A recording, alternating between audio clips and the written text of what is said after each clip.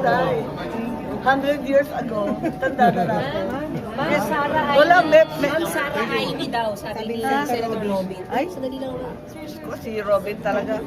Well, kung sa bagay, talaga naman forever running mate ko naman talaga yan. Takbo, gapang, luhod, patayo, paupo. Hindi ko naman siya kailanman iniwanan.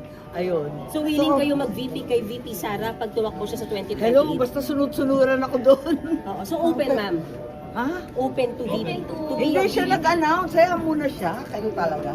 Pero ma'am, yung kanyang announcement na yun, anong tingin niyo magiging epekto nito?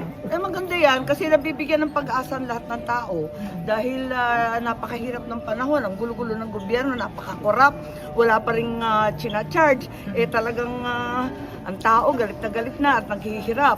Kaya maganda na kahit papano meron tayong pag-asa, meron tayong pinanghahawakan.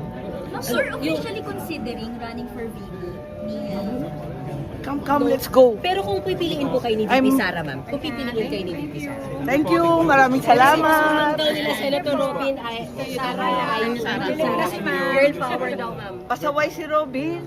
Thank you. Thank you po. Thank you po mga friends.